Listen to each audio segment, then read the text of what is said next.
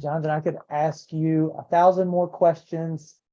Like you mentioned, we're just scratching the surface of this new discipline. And I'm sure every time you go into the lab setting, it's a thrilling experience. So you're very fortunate and very lucky, and your students are very fortunate and very lucky to be able to share those moments with you. My last question that I wanted to ask is, are there any other fascinating concepts associated with the sense of sight that you teach that maybe we haven't explored yet? I think we've touched on a whole lot of them, and there's constantly more that we can talk about.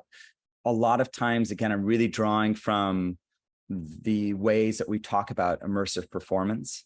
So things like really understanding the power of spatial relationships and proximity to things. When two people stand close together, that means something different than when they stand really far apart. When we as an audience is really close to something of interest, whether that's an object or an event that's happening, that we want to be conscious as creators about how we're taking advantage of those spatial relationships because we're in 3D space. And that's different than if we're looking at something in a 2D setting. One of the secret powers of augmented virtual reality is playing with scale.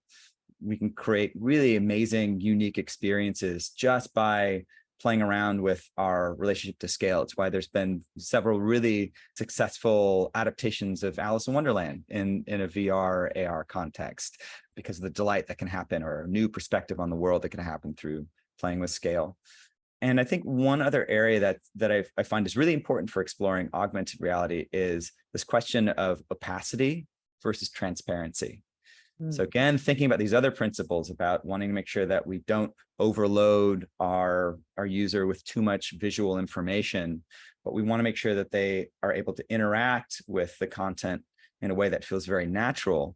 We're often thinking about, how the user interface should work.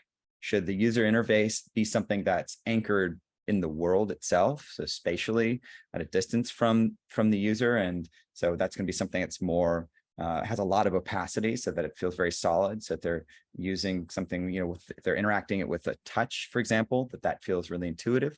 Or is it the kind of user interface that wants to exist in a more traditional way, kind of in a 2D way on the screen of their phone? In which case, we want to make sure that doesn't occlude what they're seeing through the camera. So is there transparency that we're wanting to create there, or, putting that into some part of the space of the screen?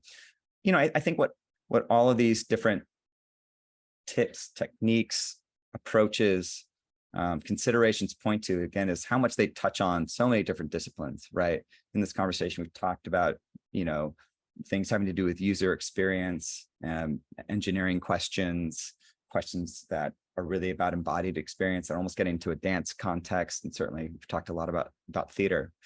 And so, at the end of the day, more than any of the sort of technical concepts that I want my students to leave with, I really want them to leave with a heightened sense of curiosity about what can be created, about new ways that we can tell stories, and new ways that we can illuminate the world around us by taking art, by taking story, by taking spatial technologies, and finding novel ways of putting them together.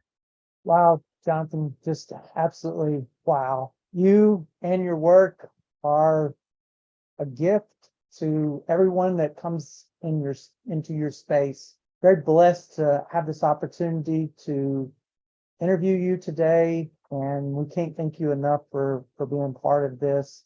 Anyone that listens to this, I'm sure, is going to be really amazed at how much they're able to collect and learn from it.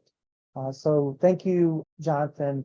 Everyone, Jonathan D. Martin, please go check out his bio and check out some of his work and keep up with what Jonathan's doing.